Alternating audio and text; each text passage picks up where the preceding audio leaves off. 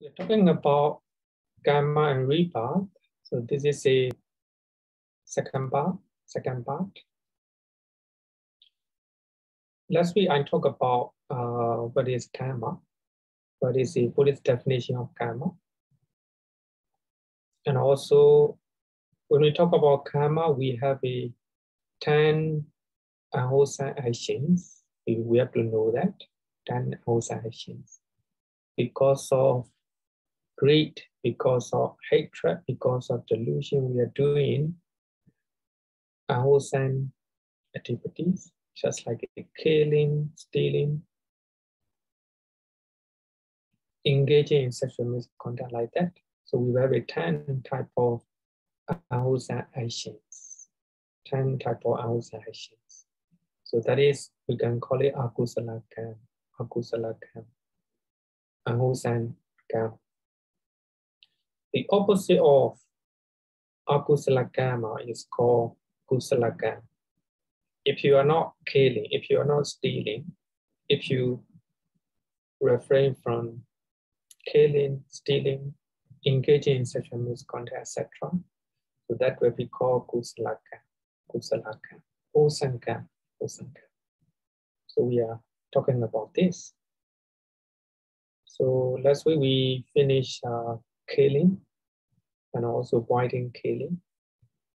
So today we will start with the stealing, ordination. Stealing is one of the 5 precepts. Stealing, abstaining from stealing is one of the 5 precepts. If you are not stealing, if the society who do not steal, who refrain from stealing, they will get security of property. Your property will be safe. So it is said that when you drop something in Japan, you will get back. Almost 99%, because the people in Japan, so they refrain from stealing. They don't want the property of other people. They will return. They were trying to find out who is the owner of that property. And if they cannot, then they will give it to police station, and police will find out. Because society, people in Japan, so they trying to refrain from stealing, ordination. Therefore, the country has security of property. Here also in Singapore, if you drop, likely you will get back. Because most people here also refrain from stealing. And they have a moral conduct to return something that they do not belong to. So society who keep this precept, this moral conduct, refraining from stealing, so they will have a security of property. Actually, this is the benefit of keeping precept, having moral conduct. So of course, in as a country, as a society, not only you get advice and teaching, instruction from religions, and also the government will lay down rules and regulation not to steal, at least not to steal property of other people. So therefore, this also very important, stealing ordination. If you steal, so that means you are doing unwholesome kamma. So let's talk about stealing according to Sutta. Chonda Sutta from Anguttara Nikaya. When the Buddha said that He takes what is not given. He takes what is not given. What is not given. It's a type of stealing. Normally, the other party will not give you, but you take it. That is the type of stealing. He steals the wealth and property of others in the village or forest. In the village or forest. Not only in the village, not only in the cities, in the forest as well. So here, in the village or forest means everywhere, everywhere. It is idiomatic expression, idiomatic expression. So you do not, if you are stealing the property of other people, everywhere, that's, you're breaking seal, you're breaking seal, you're breaking seal. So in the forest, you may think that nobody here, then you're trying to steal it. Actually, forests belong to the country. If you steal it, that is, you're breaking seal. If you cut the trees without permission from government, that is a type of stealing in the forest, anywhere. Even people do not see you, but you keep moral contact. You maintain moral contact. That you will not take what is not given. You come to temple, you see that beautiful flowers, and you want to take it, but you need permission. So for ethical people, they will come to management committee, or they will come to the monks and nuns, and they will say, may I pluck flowers? May I pluck the mango fruit, mango like that?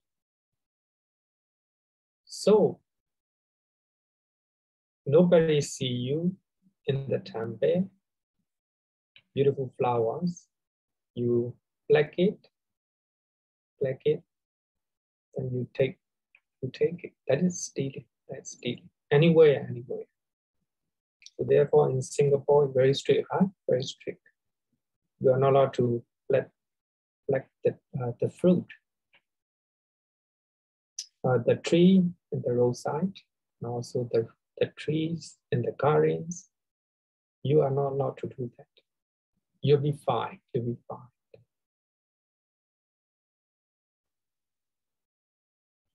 So that is a moral. The breaking moral contact. Something you need to abide by.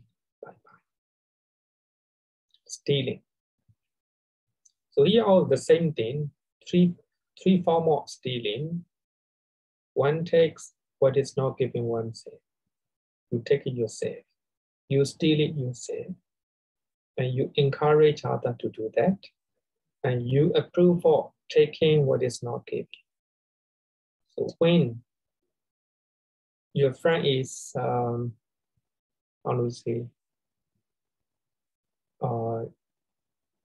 if one of your family members is stealing, then you approve it.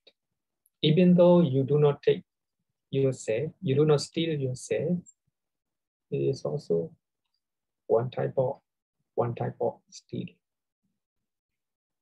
You steal it, you encourage others to do that, and also you approve. You agree. In the parliament, there is a discussion, and the government want to steal the property of other countries. And there is a discussion in the parliament. Then there is a voting at the end. There's a voting. Then you vote for favor. That is also you are a member of you commit stealing like that. So regarding with the stealing, so it is good to know. So there are many types of stealing. So here I want to point out some of them. So this number one is a stealing wine owner does not notice. Just like a cheating by using false weights. Then you are selling something. So it's supposed to be 1 kilo. But you're trying to make less than 1 kilo, but then less than 1 kilo, like that. Suppose you are selling cooking oil. It should be maybe 1.5 kilo, 1.5 kilo. But you're trying to steal by way of weight or measurement.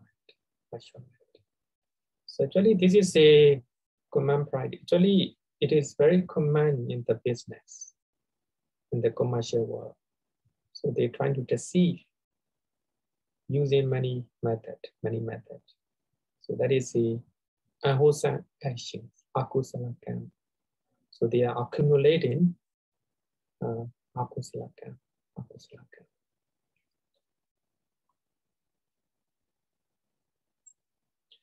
Then taking what is not given by force.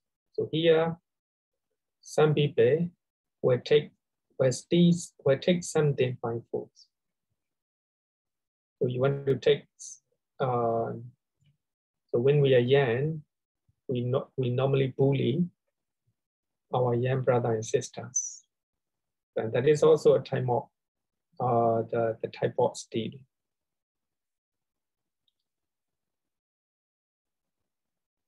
Strong people, they bully the weakest, and they trying to take something from those people by force.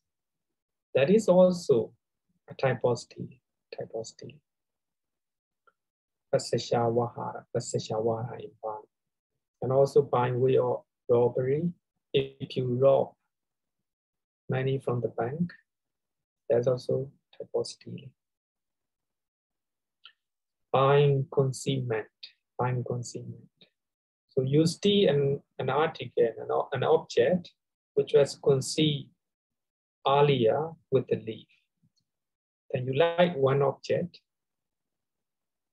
Then why people are not looking at you, that you're trying to conceal that object. Then later you take it. So this is also one type of stealing. Stealing by changing lucky draw number. So actually, suppose you are organizing a farm fair. Then you lucky draw the other one of you, the other person, one person got lucky draw number. Then you try to you change with your wife, and also by changing the name. So you can steal by changing your name. Especially it have been in many places. Suppose you come to you attending the class, then your chair is not good. So your name is placed on that chair. Then you come early, then you change your name to a good place, a good chair, a good place. So the type of stealing, many type.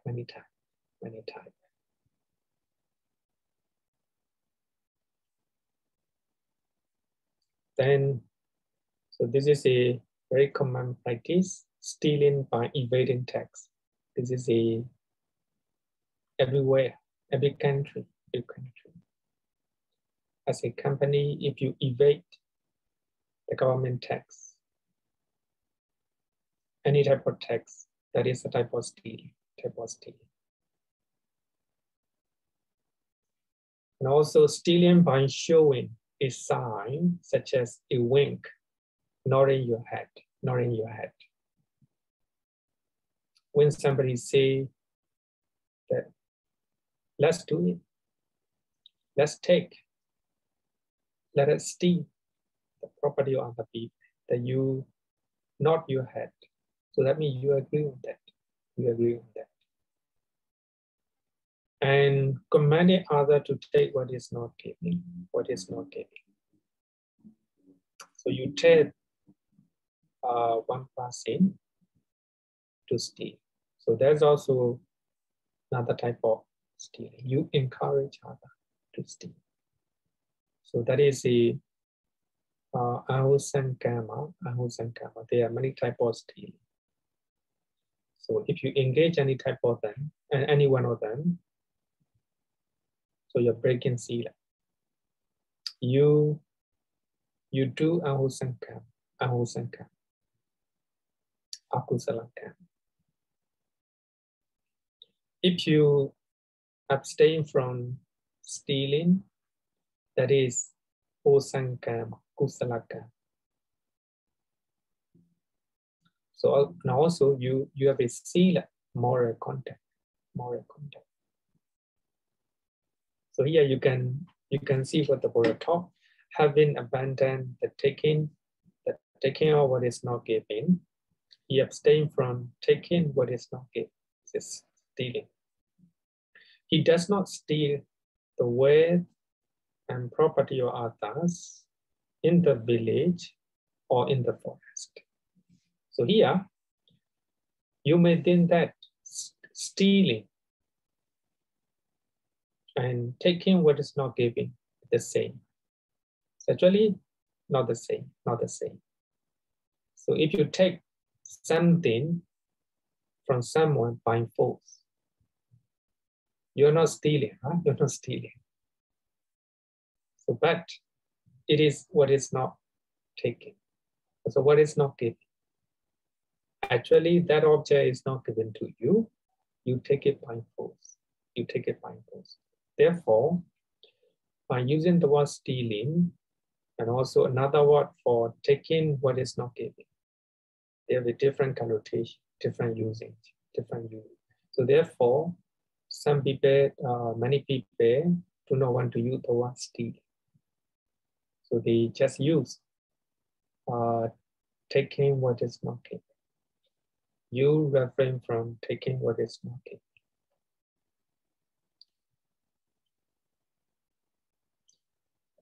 So this one for lay people.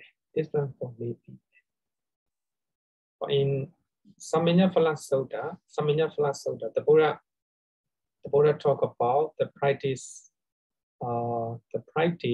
or moral context that should be observed by monks. So here I want to compare a little bit different between the moral context followed by lay people and sila that the monk should follow. Slightly different. Having abandoned taking what is not given, he abstained from taking what is not given. This one the same. So here, accepting, expecting only what is given. So here's the different. As a lay person, you can ask. Can I take this one? Give me this one. Okay. But as a monk, so we supposed to be, we should be the one who accept and expect only what is given. So therefore, it decimines monastics, monks and nuns. So they will not ask. But there is one exception. If lay devotee invited you to ask for something, you can ask. For strangers, we are not allowed to ask. So we have to accept and expect only what is given. He lives, the man lives in honesty with the pure mind. Honesty. As a lay person, even though you're not honest, if you control your mind, not to steal, not to take what is not given, stay okay. So as a monastics, so we have to control, we have to try to be honest, So there is a slightly difference between monastics and lay people. So here, this is a second moral conduct. We should, as a lay person, we should train to abstain from taking what is not given. When the people give you, it is not stealing. But even people give you because they're afraid.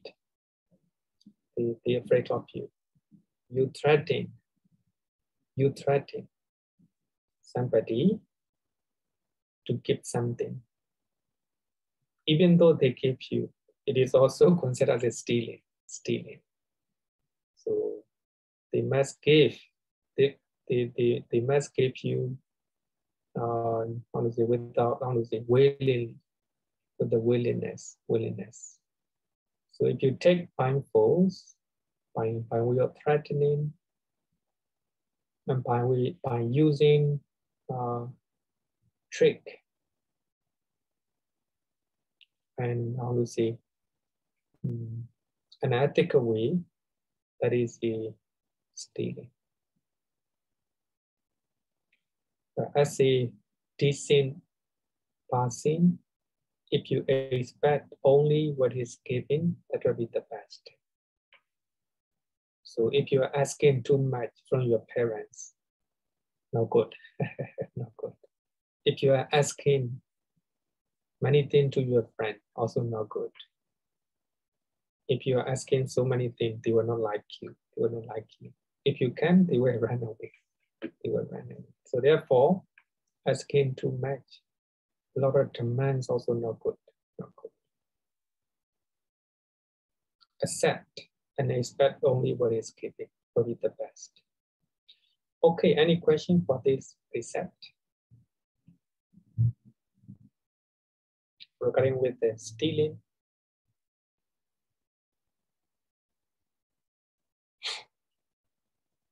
No question. Okay, no question. We'll go to next one. Sexual misconduct. Sexual misconduct. If people in your environment are engaging in sexual misconduct, dangerous for your family.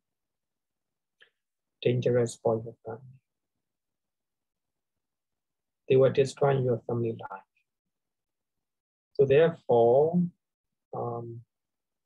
to abstain from sexual misconduct also important. So you will get security of family life. If you are engaging in sexual misconduct, your family life will be destroyed. There will be no happiness in your family, a lot of sadness, a lot of unhappy experiences. So therefore, by refraining from sexual misconduct, not to engage in sexual misconduct, and also faithful to your spouse, so your family life will be secure, security of family life. So therefore, refraining from sexual misconduct. Okay. So here we'll talk about what the we'll study what the Buddha taught from the sutras. The Buddha explained sexual misconduct. He engages in sexual misconduct. He has sexual relationship with the women who are protected by their mother, their father, their mother and father, their brother, sister, relatives, who are protected by their Dhamma brethren. Dhamma brethren. So here, highlight here is who are protected. But here, you may see that the Buddha referred to the man. He has sexual relationship with the women. You might think that it is not for women, for men. But of course, even right now, male-dominated society. At the time of the Buddha, women normally stay at home. Men, they will go out. They will they will make money. They will do, they will go out to make money. So therefore, even though it talk about only for men, so we have to understand, actually the commentary mentioned for women also, especially for men. So if he has a sexual relationship with the women who are protected, so there is no age limit. So here you will not find any age limit. So according to current rules and regulations, in Singapore, 80, right? If a girl is above 80 or how many? Do you have any exact age? 80?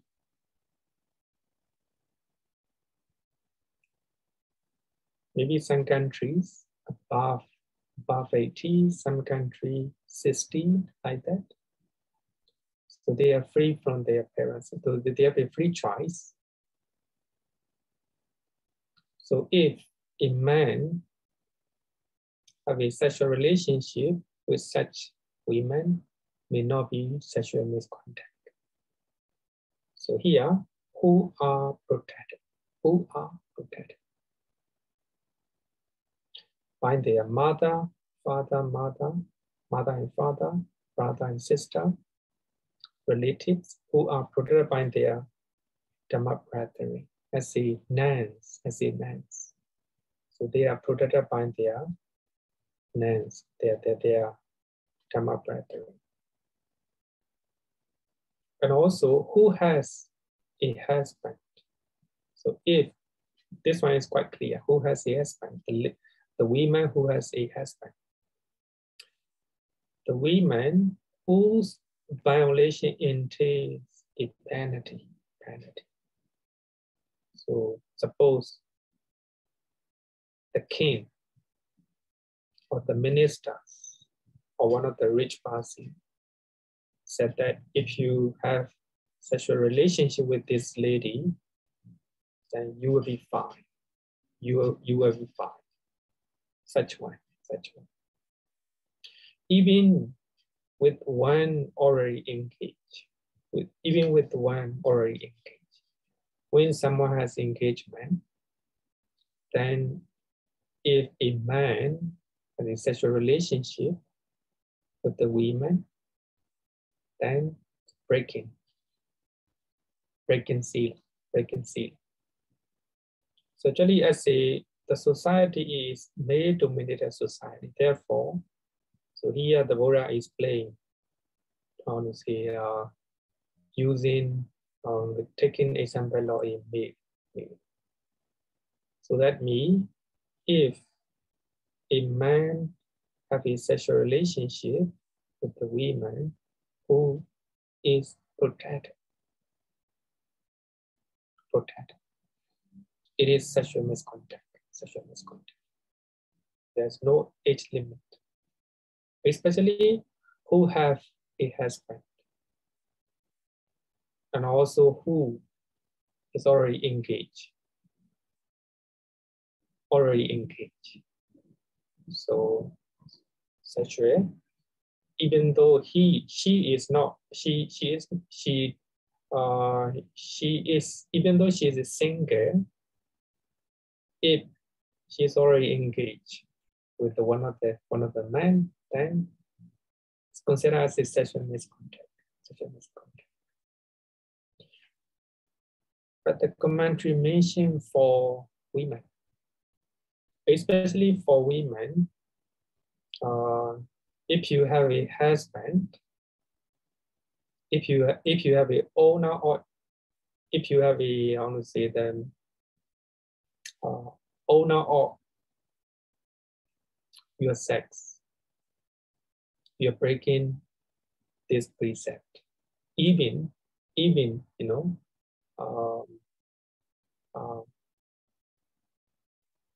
even the hawk. So they as a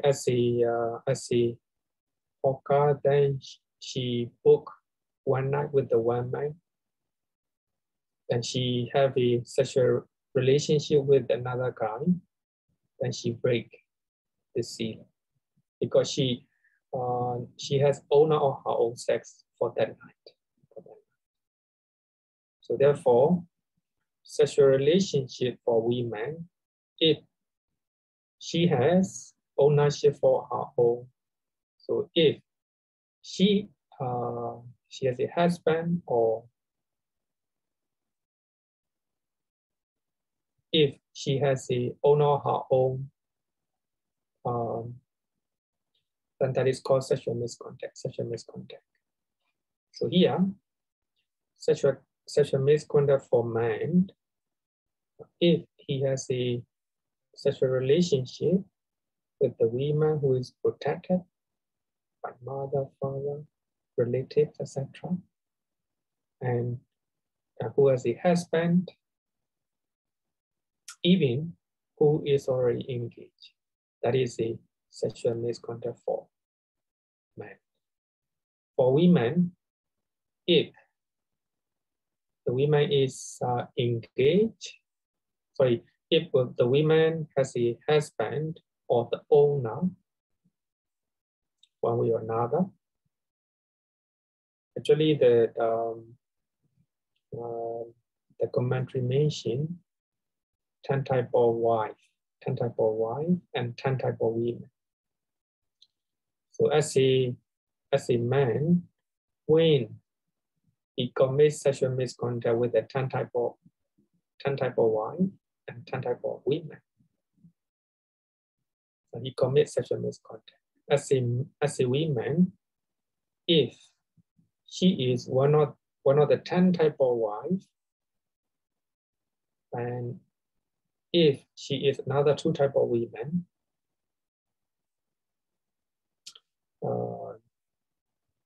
she commits sexual misconduct. Here, for men, more rules than women. So here also the same thing. Regarding there will be 3 forms of sexual misconduct. If you engage in sexual misconduct by yourself,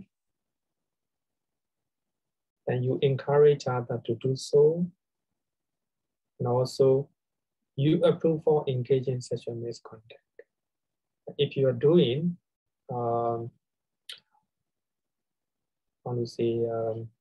such type of sexual misconduct, you encourage others to do so, and you approve of it. You approve for engaging in sexual misconduct. So 3 forms of sexual misconduct. Okay, any question? Yeah, Bhante, there's some question in the chat. Okay. Would you want us to read out, or you? Okay. The first one is marital sex considered a sexual misconduct? As I earlier said that, so we have to look at current rules and regulations. So if, according to law, right? According to law, if somebody is about 18, it's considered as independent. So if they get, both of them are single, if they are about 18, then it may not be considered as a sexual misconduct. Okay. Because if you follow strictly, of course, if you follow strictly, it is the best not to do that, because so there is no precise rules and regulation protected by mother, father, parents, relatives, sister and brother. So even though he or she is about 18, so one way or another, he or she is protected by their parents, their relatives. If we take it like that, so it is a how we interpret. So it is a, for me, I think that if we look at the way, the interpretation of this precept, premarital sex, if you are 18, I think that it is you're not violating sexual misconduct. But of course, if you are engaged in sexual misconduct, sexual relationship with another single who has a boyfriend or girlfriend, it may be considered as a sexual misconduct, improper sexual relationship, because he has girlfriend, she has a boyfriend. So that means must be faithful to their boyfriend or girlfriend. But of course, it is quite controversial. So for me, I think that if they are about 18, if both of them are single, I think it may not be violating this precept. Yeah. Okay, Bhante, the next question is, what is the karma for a person, for example, a doctor who misbehaves with his patient? Misbehave me under this sexual misconduct. Misbehave me. What? Yeah, sorry. Yeah, the question is, what is the karma for a person, for example, a doctor who misbehaves with his patient? Maybe like, yeah. I think there's no clarification specifically what it means. Yeah. Okay, Sharon, you want to clarify what's your answer? What's your question, Sharon? Yeah. So like sorry. Like for example, if the doctor were to make advances towards a patient who is actually an innocent person, but he knows that she's very innocent, so he just make advances towards her. Then, so what's the karma of such an action? You mean touching the body like that? Correct. Yes. Take advantage as a daughter. Yeah. Of course, it is also considered as a misconduct. So as the daughter must be honest and also must control his bodily behavior. If necessary, of course, he can touch. Sometimes he may take advantage of being a daughter. So actually, it's a dishonest behavior, and it will make a lot. He will accumulate a wholesome karma anyway. At least. So the girl who was, dealing with him, maybe she may not come back. She may not come back. And also, so there are many Tautas who, the rumor separate. So who are, who are brought to the coach because of such, sexual harassment. So these are the benefit of unwholesome contact, misconduct. Yeah. So Bhante, so in terms of this doctor, next time what will be his karma like when through the years he's been doing this kind of actions to his patients? Oh, actually, at least he will lose self-confidence. Actually, it's quite natural. Those people, they will not believe themselves, and also he will encounter shameless, shameful consequences. So these are the benefit if even he can control, he can cover all these negative benefit, negative consequences. Of course, in the future, so he will, in afterlife also, he or she will have negative consequences. At least the energy of unwholesome karma, the energy of misconduct lie in his mind. Those people will not have a self-confidence. So they will be, they will be always,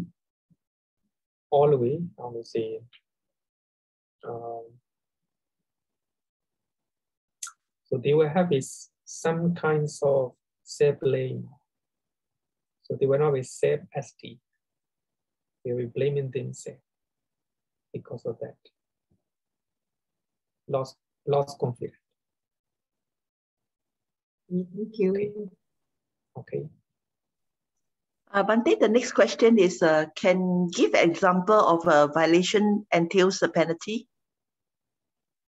Oh, that is a, suppose as a king, normally they will select some beautiful women to be his consort.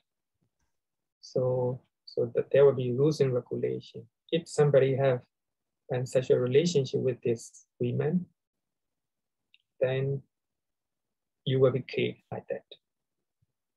You'll be killed. So if somebody, even though the king do not know, so if you have such a relationship with such a woman, it is sexual misconduct because so that woman has the owner is the king.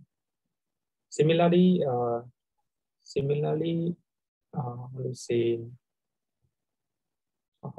in day-to-day example,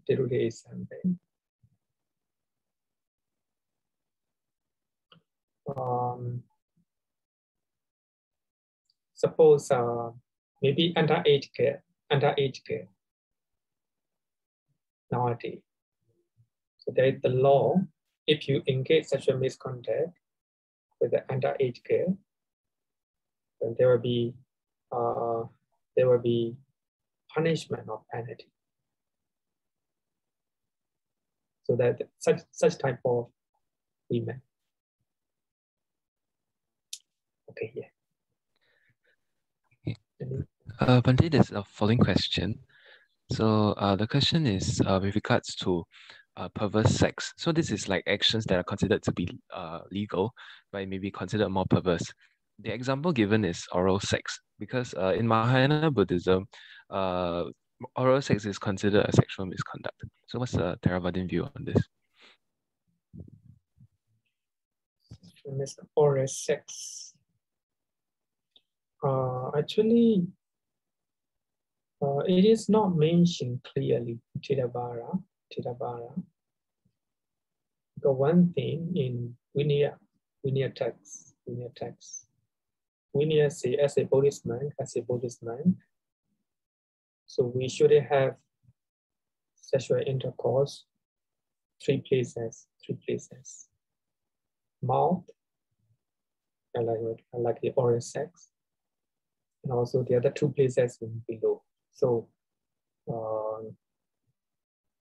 any of these whole, if the man engage sexual intercourse, he will become he no longer a Buddhist man. So only it is mentioned only for monks, monks and nuns. For lay people, for me, as far as I know, there's no mention about it. Only, so as we have earlier said that, as we have learned, if somebody is protected, and also somebody has his spouse, only then, so there is sexual misconduct. So if you look at this, the sutras, and then you can guess what is the sexual misconduct.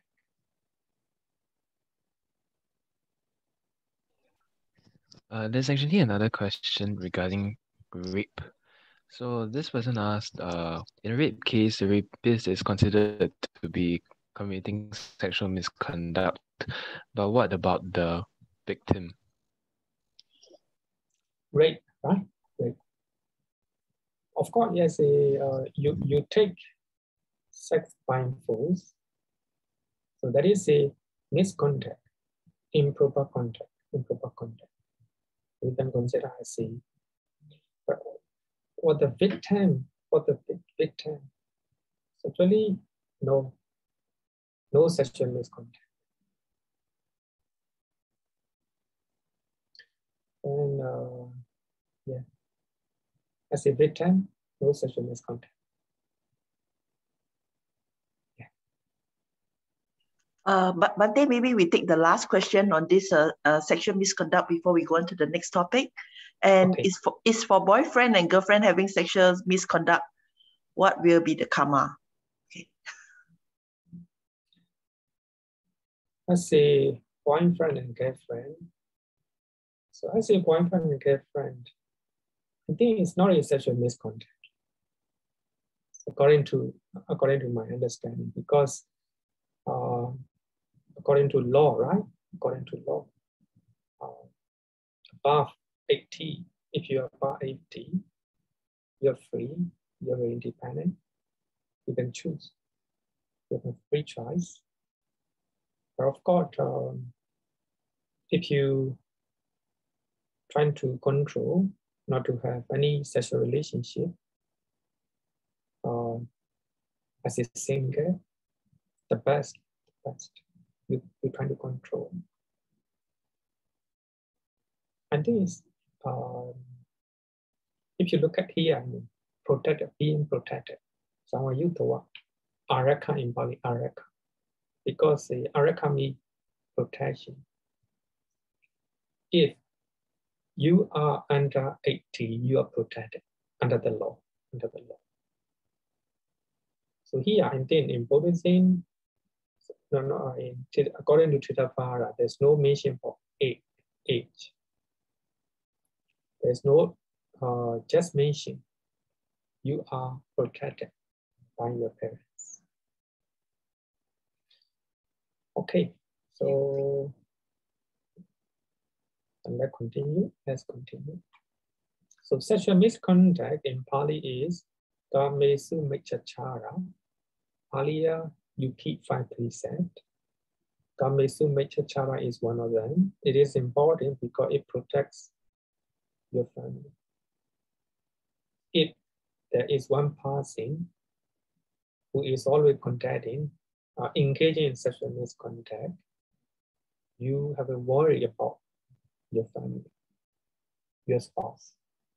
So that is because of that, those who always engage sexual misconduct or Kamma, it will destroy family life. So Kamma literally means practicing in a wrong way in sensual pleasures. In a wrong way. You practice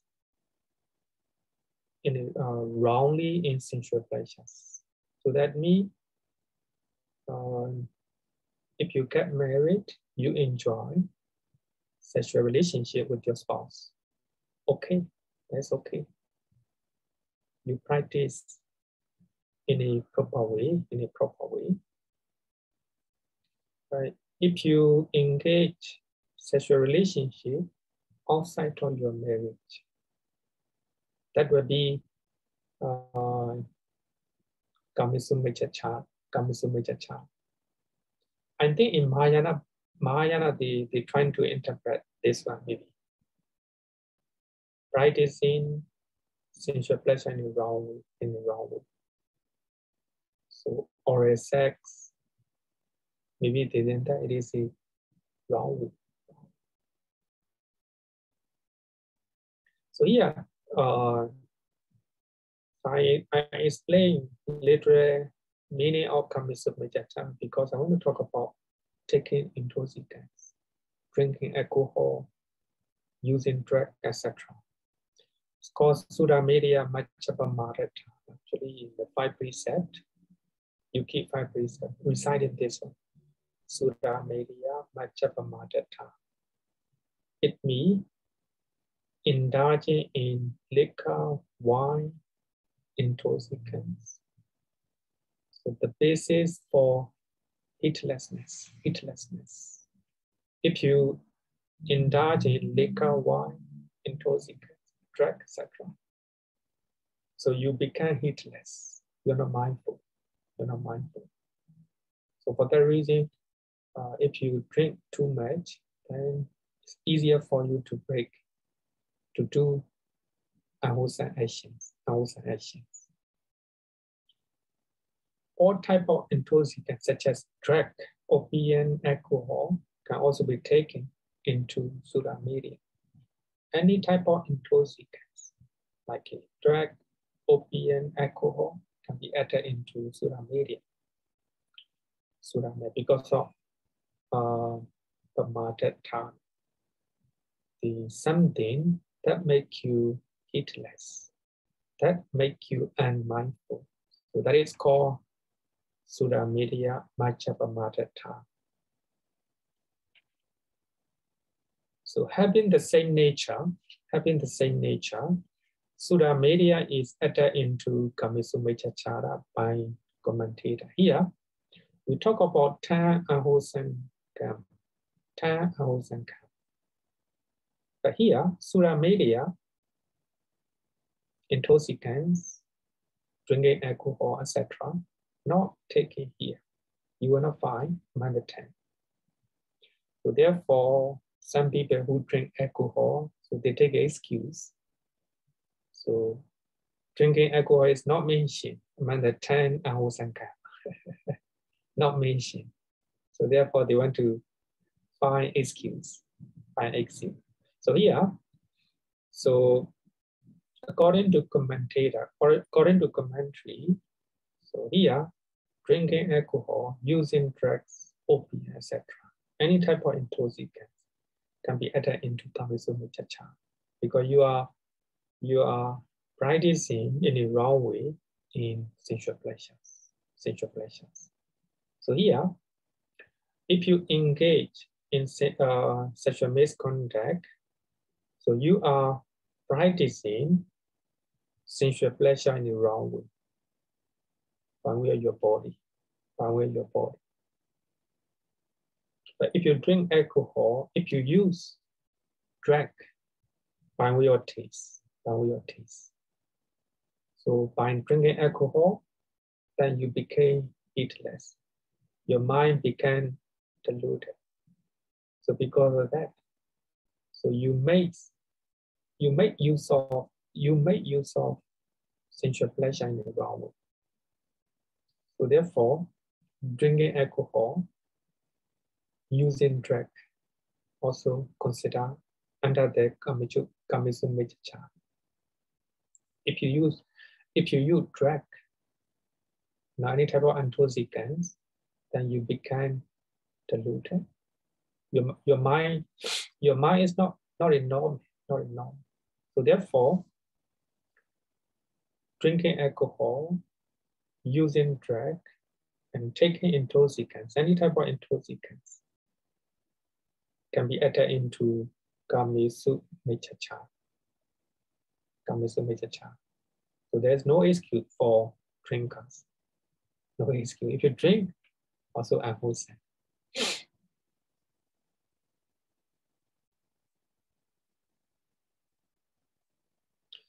Okay, so now we completed 3 bodily unwholesome karma. Killing, number 1. Number 2, stealing. Number 3, sexual misconduct. Along with sexual misconduct, we can take you use sensual pleasure in the wrong, Kamma Chapter. So that can be 3 unwholesome karma under the bodily contact. Now we talk about 4 verbal actions. 4 verbal unwholesome actions. Number 1, telling lie. Do you have any question regarding with the taking intoxicants? Do you have any question? No question, eh? Okay.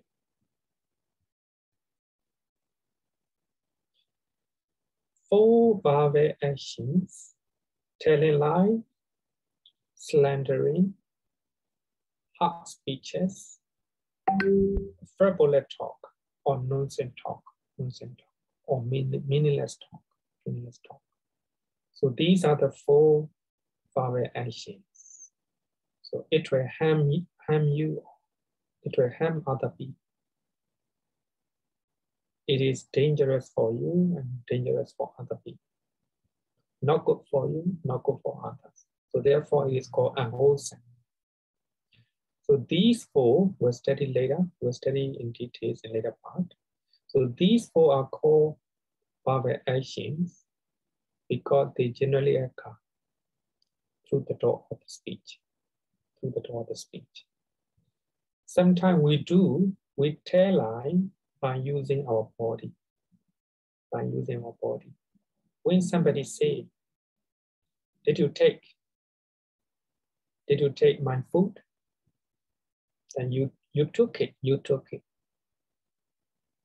But you use your body, you do not say anything. Did you take my food? Then you say, let me know. Even though you use your body, consider as a telling a lie. Right?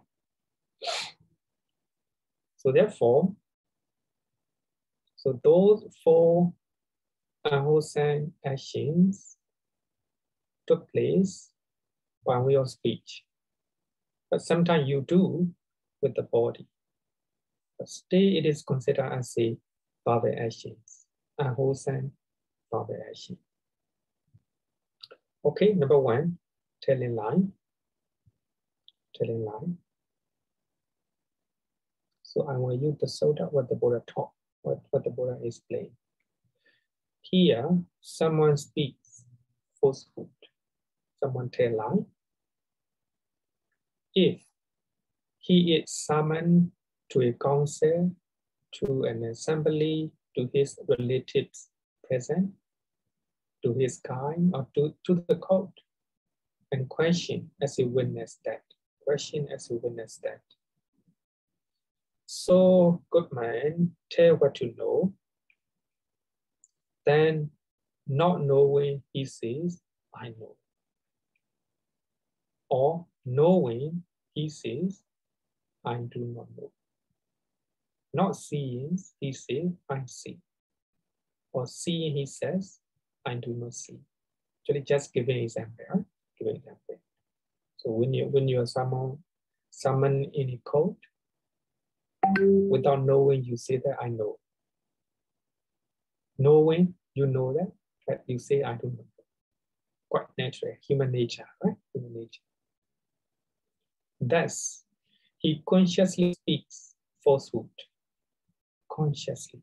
That's very important. Consciously. Knowingly, you know that this is, you did that, you did this. But you say, I didn't do that. Knowingly, consciously. For his own it, for another saint, for some trifling holy it. So you tell lie for your own sake. You tell lie for your children, for your friend, like that. That is a telling a lie, telling a lie. So here also, three forms of telling a lie. You tell lie, you encourage others to tell lie, and you approve, and you agree to tell lie. So actually, telling a lie is quite clear. It's quite clear. Normally, we tell lie because we want to get something. We tell lie. We expect that people will have a good impression too. Some people pose. Some people tell lie. So I am very rich, very rich. But actually, he or she is not very rich. Expecting that people who are listening to you will impress you like that. Some people pretend, even though they are knowledgeable, they are not knowledgeable. They pretend they are knowledgeable. They know many things. They know many things. And some people will pretend that, even though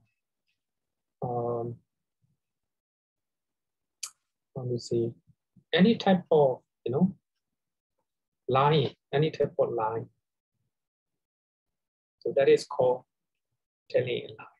So you can use your speech. Mostly we use our speech, our mouth. So therefore we call it verbal actions. Sometimes you may lie by using your body or your language. But nowadays, we comment in the social media. You're not telling with your mouth, but you're typing by using your body. You post, you write an article or you write something on the Facebook or Twitter. Even though you use your body, it's considered as a verbal action. Any type of, telling lie. So that is called you're breaking precept. Any type of lying. So here in Ambalatika Raula Varasota. So one time, you know that Venerable Rahula was a young sāmaṇera, a young novice monk. So he ordained at the age of 7, still very young. And he is very cute. And also he is obedient. He normally listens to senior monks. When somebody talk to him, get advice, he respectfully listen to them. And he followed their advice. He's very, very good monk. But one day, actually normally, the Buddha normally tells the monks in Rajagaha, Rajaka, there's many monasteries. Normally the Buddha reside in Wuluwana monasteries. So Wuluwana monastery is full of people, full of monks. So when people want to listen to the Dhamma, they come to the Wuluwana monasteries. Crowded, many people. So there is another monastery nearby. It's called Ambalatika, Mango Grove. Then that monastery is very quiet. Those who want to meditate, they normally go there. So one day, so normally the Buddha prays the monks and nuns who always go there and meditate.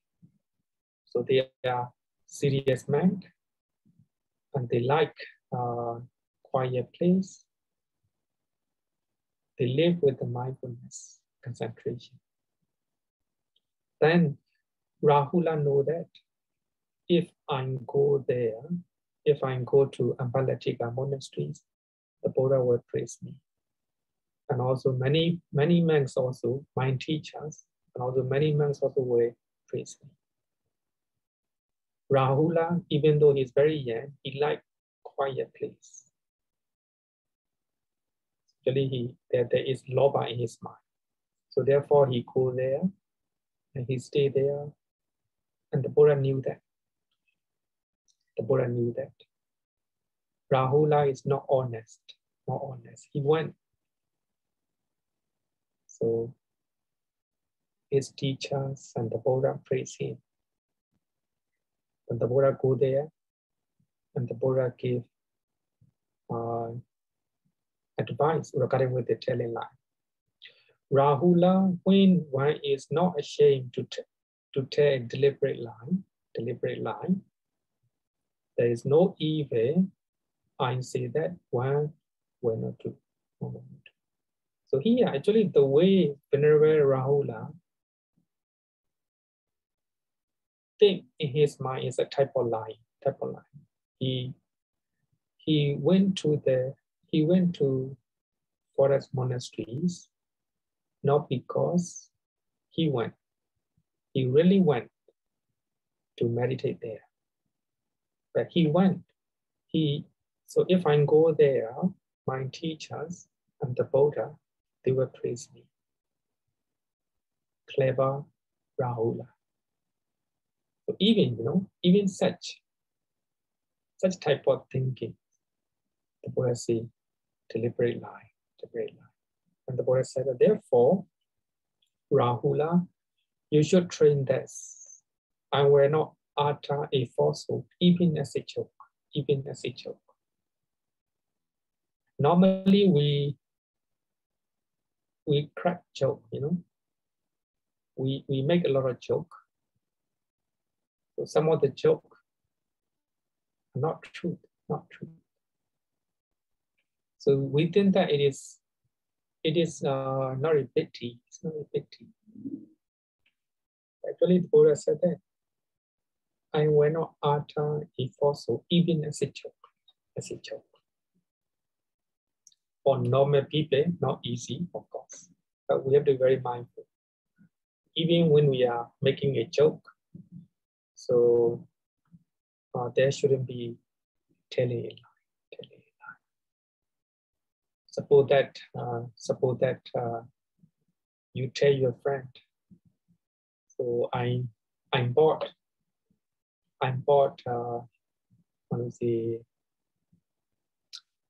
some durian for you. Suppose you talk to your friend, I will come to your house and I bring in durian. Let us eat together. Actually, you are telling a joke. You are making a joke. So you are not going there, but you just want to tell you just want to make your friend happy. It is also a type of telling a lie. So even making a joke.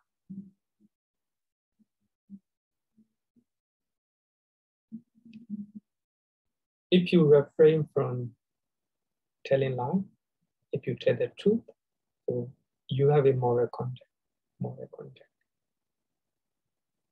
What happens is if somebody is telling a lie very often, people will not believe you. People will not believe you. Even there are some people who want to tell lie, who want to use type of telling lie. They don't have that quality, but they tell lie, hoping that the listener, that the people were impressed. So therefore, any type of telling lie will tarnish your reputation. So if you control not to tell lie, if you practice telling the truth, then you are trustworthy. People will believe you. Normally, some people make an appointment. We will meet together in the 10 a.m. in the morning, 10 a.m. Then you tell your friend, so let us meet. The current point of view, 10 o'clock. Then your friend go there at 10 o'clock. Then you are late for 30 minutes. So you arrive there 10:30. One time okay, one time should be okay. Then you make an appointment, you already late.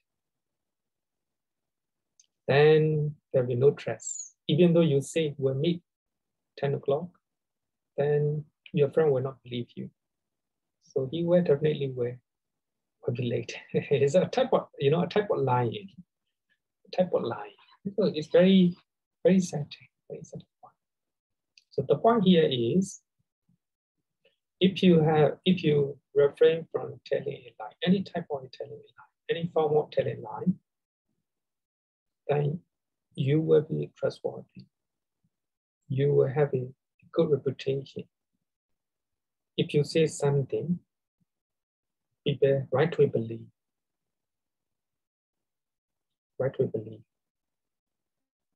You keep your promise. And you go the places in right time, on time. You make an appointment, you go there on time. That is also keeping promise. It's a moral contact. You're not telling lie. You do according to your promise. It is important. Abstinence from telling lie. As a man, actually in Sāmaṇera Sutta, the Buddha say actually is another, a little bit different for men. For nativity, if you are not telling a lie, if you tell the truth, okay.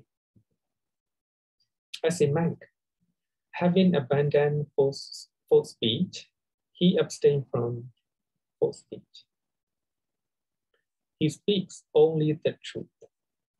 He adheres to truth.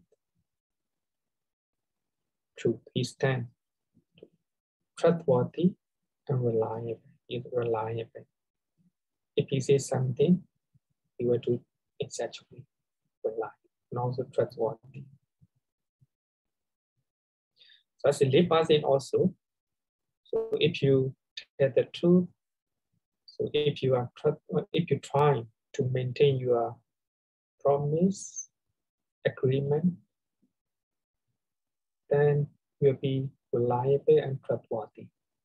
So that is quite natural.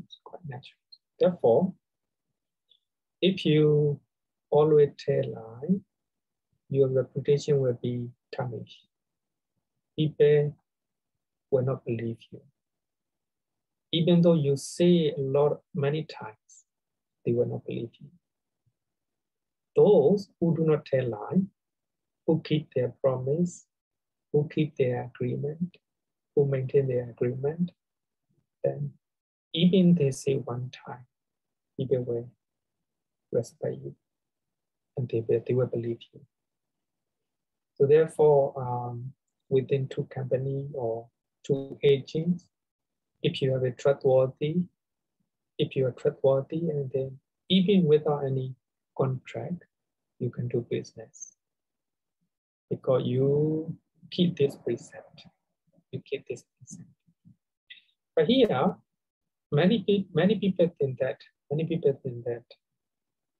without telling a lie, you cannot do business. You cannot do business. Many people think that. Of course, most of the people are telling a lie one way or another. But if you do not tell a lie, so if you tell the truth, people will believe you. In the long run, you can get a good business and stable business, as well as you have a pure consciousness, pure mind, and also, so your conscious will always say you have a good conscience. No regret, no remorse regarding with the business. Okay, any question regarding with the telling lie? This precept.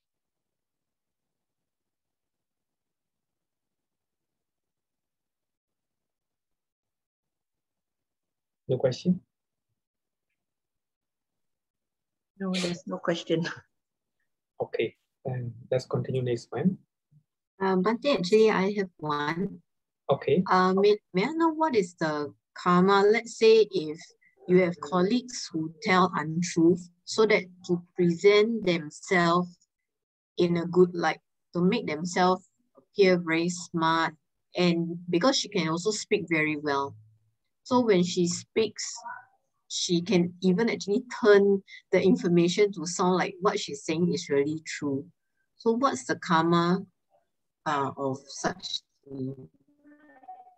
Let's say to speak such that you get people into trouble, or in a way it's like bullying others also.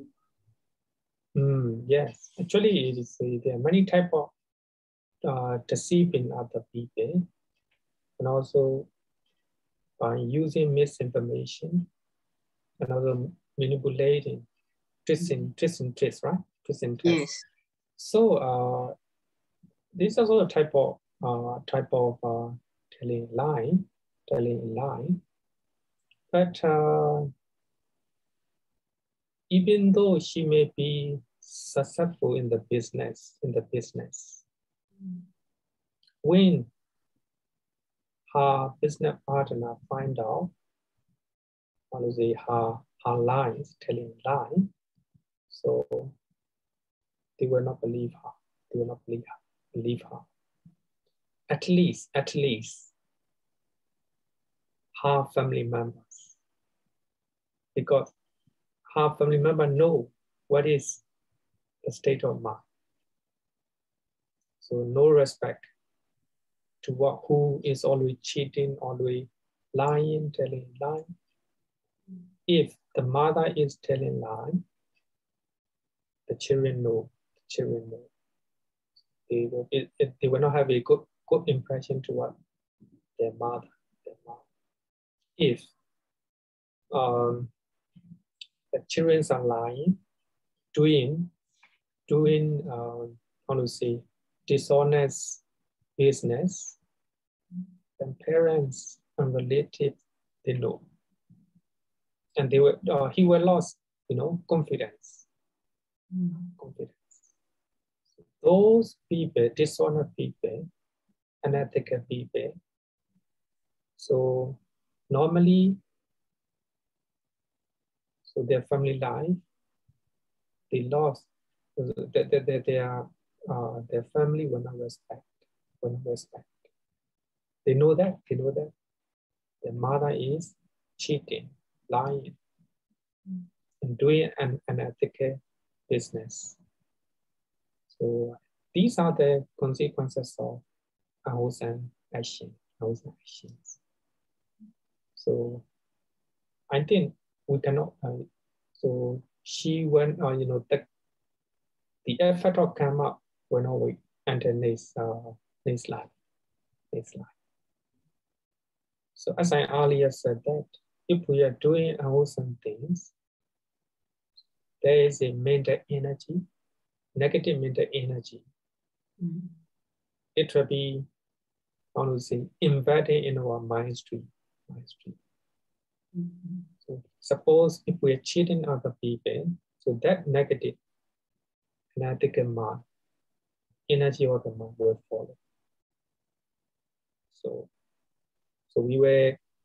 therefore, in Buddhism, and later I will touch on that, the last thought mode.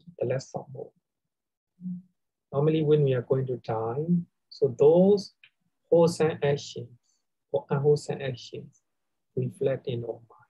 Normally, so that we cannot lie. Even though she may be able to lie other people, deceive other people, she cannot deceive herself. She knows she is not ethical, she is not honest. So that is the negative effect of negative consequences of telling a lie, cheating. Thank you. Bhante, there's one question here. Are there exceptional cases where telling lies are acceptable? No. I think she White lies. White line, refer to the white line. Of course, white line, normally people think that it is good. And you don't want to tell, how to say, bad information to your grandparents because she's going to die. You don't want to let this information know. Then you tell white lie. So here also, if you look at it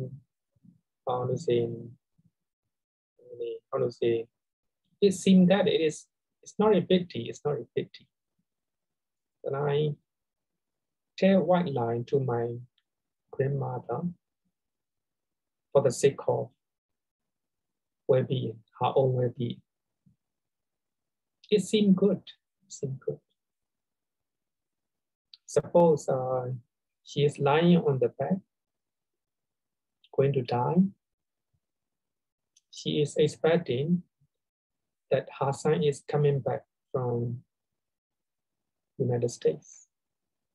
She was expecting, she wanted to see her son before she died. Actually, her son is too busy, a lot of difficulties, cannot come to Singapore, cannot come back. But grandmother want to see her son. But if you tell your grandmother, your son cannot come back, will not come and see you, then your mother will cry and also be very unhappy. Then she might die because of that. But in this occasion, in this incident, people normally tell white lie. And he is coming back. He's on the way. Like that. So telling a lie. When you look at on surface, seem all right. But there is negative consequences. Suppose, let's say, granddaughter, you tell your grandmother, oh, your son is coming back, my father is coming back. Telling lie. Then your friend is sitting nearby. Then he knows that you are telling lie to your grandmother. And that is a little bit of stress, You will lose certain degree of trust by your friends. So that is a negative consequence of telling a lie. Or of course, telling a lie to harm other people is it is a pity. It is a very big unwholesome karma. But if you tell a lie, knowing that it is not true, it is still unwholesome karma. Of course, small one. small one. But here, you can use the Bodhayuttava Upaya Kosan. Actually, in Mahayana, you always use very often Upaya Kosan, skillfulness in speech. Skillfulness in speech. Suppose your father cannot come, and your grandmother want to see. Right? Without telling a lie, you can use skillful me. Like we are trying to make arrangement. Of course, you try your best to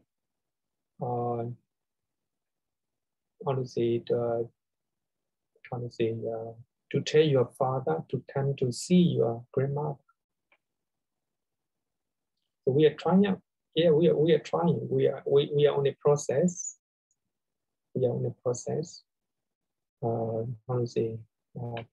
To come and see to see your son like that. So that is a skillful me. Normally, I will give you one example. Daily, actually, I think even this example is quite clear. So we can use a lot of skillfulness in speech. So in this way, you can avoid even telling a white lie. Suppose your friend is ugly. Normally, people like, you're beautiful. Even though she is ugly, if you still say you are beautiful, that means white lie. Because she is not beautiful. But instead of saying you're beautiful, we can use other languages. Other word, like you're very nice. You are lovely, like that. So we are trying to, using skillfulness in speech, right? Skillfulness in speech. If you say you are beautiful to ugly people, ugly girl, you are telling white lie. What you say is not true. But we can use other languages. You are smart, you're cute, like that, you're lovely. So these are the, we call it upaya kosa, skillfulness in speech. So we should try to avoid even white lie as much as possible. But of course, there are many, sometimes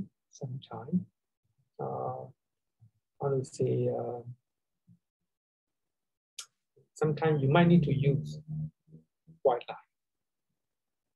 Trying to reduce. So that is even telling white lie is considered unwholesome actions, unwholesome kind.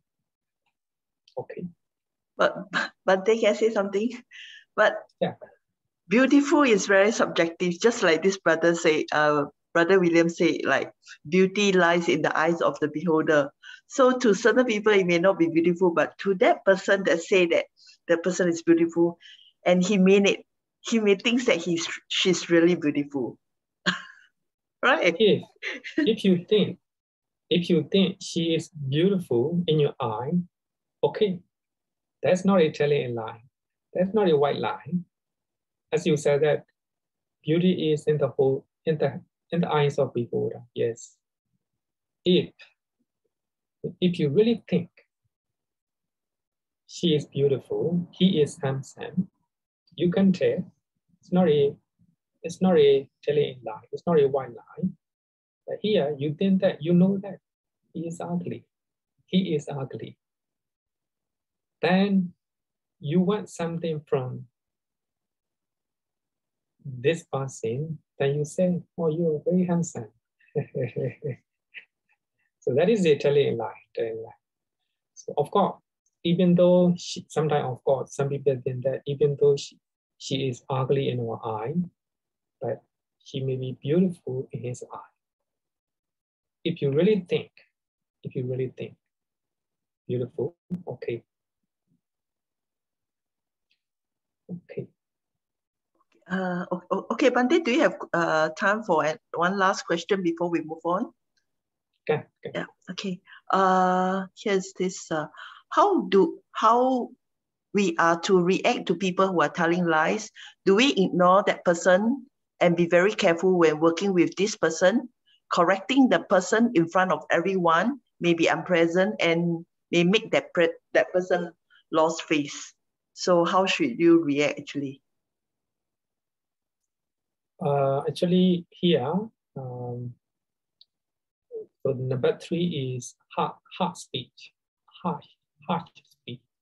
So if you are telling bluntly or directly, you are telling a lie. You are lying to me. You are telling a lie to me. So it's a hard speaking. So of course we have to use. We have to use a gentle way. So sometimes, of course, we need to ignore. But if it is so serious, sometimes you need to remind him what you said is not true. Of course, must be polite. But sometimes, even though we talk to them politely, they will take advantage. They will not listen to you. Then you need to use a strong word, strongly, very strong in a strong way, but without anger. So of course, sometimes, so as a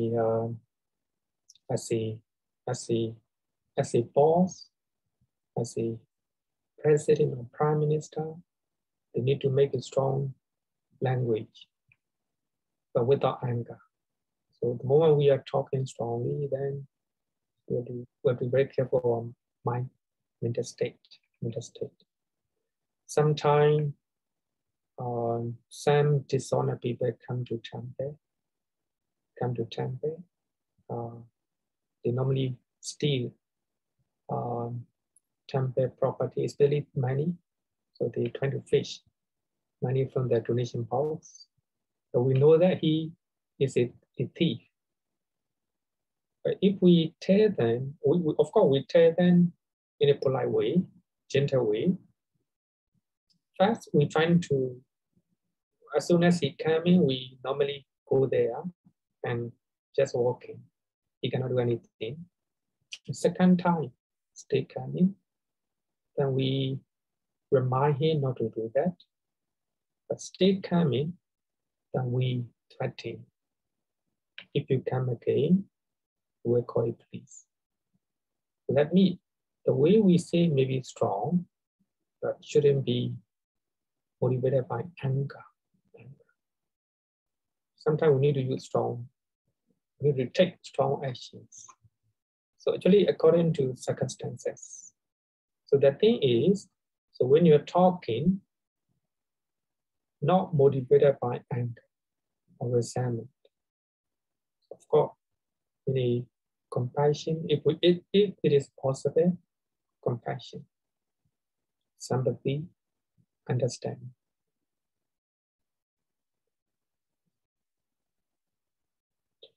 Okay, next one is slandering.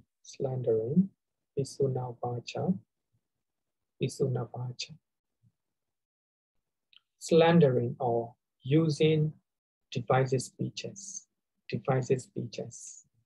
Nowadays, even the world. So there are many problems because of divisive speeches. The countries are using divisive speeches. Because of that, a lot of split. So here he speaks divisively. Having heard something here, he repeats it as well. So here in the mind, motivation is in order to divide. That is motivation, in order to divide those people from these. You got the news from this temple. Then you share this piece of information you know from here. You give that information to people from another place, another organization. Intention is to divide people, to divide two places, two society, two countries, two families. So that's called divided speech.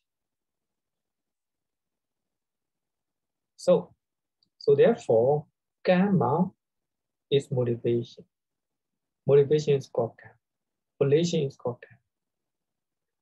Motivation, your motivation is very important.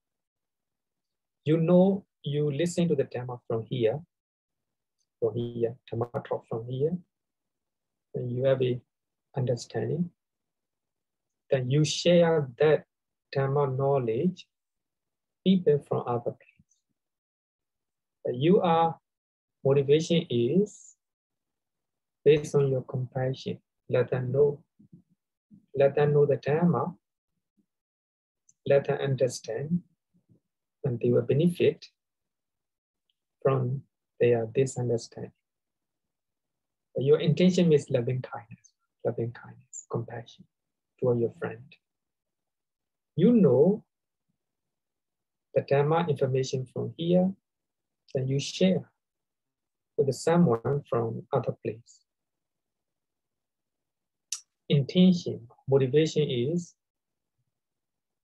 by understanding the Dhamma, true Dhamma, then they can be happy and kind person. So here, the Kamma here. So here you get one information from here, then you share that information, whether it may be true or not true, even from other place. If your intention is to divide two temples, two society, two family, that's called slandering. Or having heard something elsewhere, he repeats it to these people in order to divide from those. Then you hear some information. This may be truth or false. Then you take people from here. Your intention is to divide people, two family, two people. Thus, he is one who divides those who are united. Two friends are united. Then you bring a piece of information. Oh, your friend is deceiving you. Your friend is making something wrong to you. It may be true, it may not be true. Your intention is to divide two people. And also two family, two society, two countries.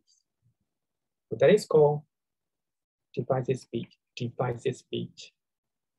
If two people are divided, you accumulate a heavy unwholesome actions. A creator observations, one who enjoys passions, rejoices in passions, delights in passions, speak out words that create passions. So that if there are one or two people in the company, in your family, who make always division, they are creator of division. So by creating schism, division in the society, they get profit. If the two countries are fighting, they are divided, then you get the profit from their fighting.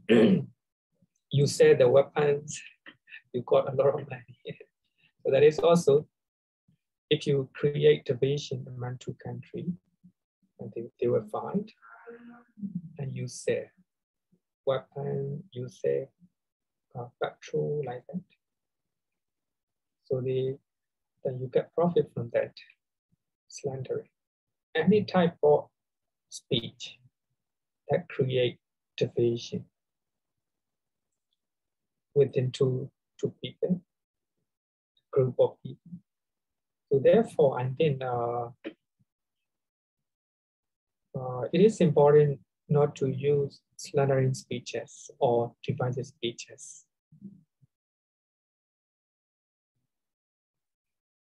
So actually, the opposite of this slandering speech is you say something that create unity.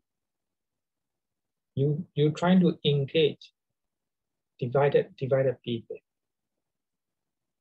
Then you're trying to be a mediator between two parties who are divided. So that is a moral contact. Two families, two neighbors, your neighbors. So they're divided, they are not talking.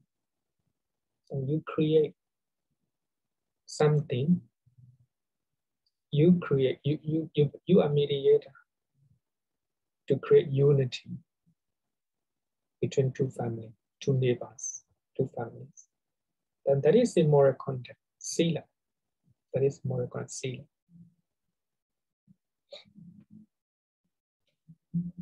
Okay, any question regarding with this slandering?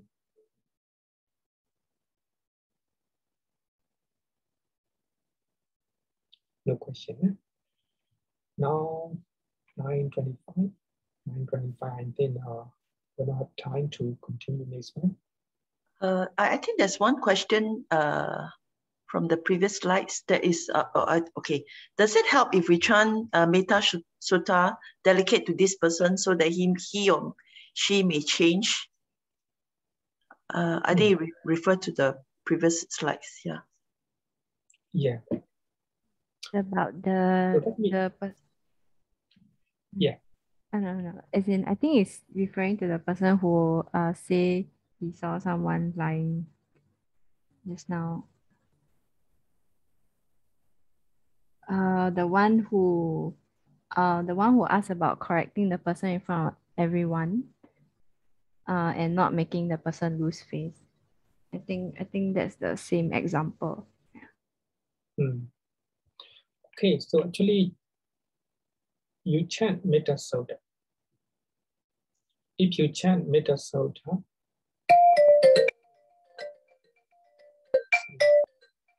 sorry, phone call from somebody. You chant Metta Sutta, then if you have a peaceful mind and you radiate, we call it, you send your metta to that person, Of course, affected. But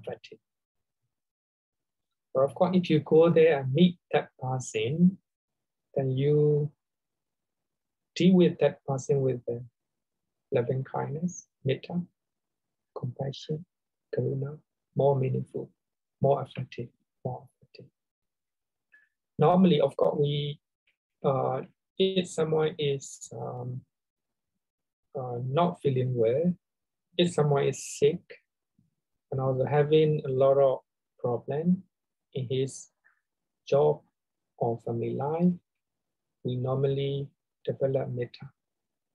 Now we can chant Kelaniya Metta Sutta also.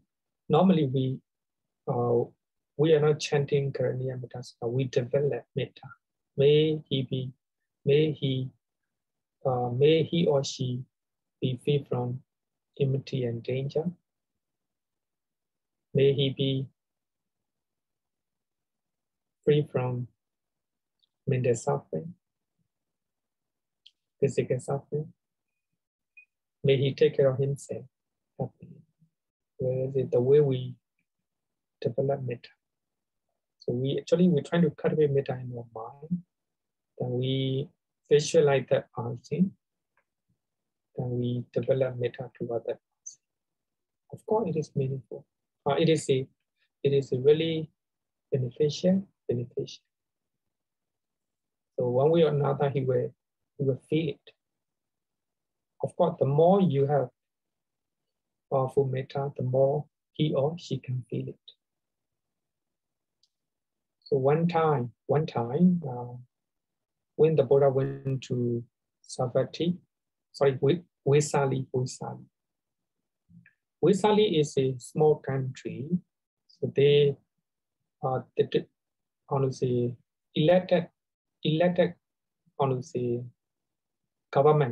So they have an elected government. They have a parliament, no king. So they govern, elected government. We can say the democratic government. So one day, when the Buddha go there, then the parliament decided that the people must welcome the Buddha and his disciples when they come. If somebody, if somebody absent, then they must buy $50. Let's say dollars or carbon. Then, of course, people, they welcome the Buddha, especially parliament members. They welcome the Buddha and disciples. So then, Venerable Ananda, he saw one of his former friends.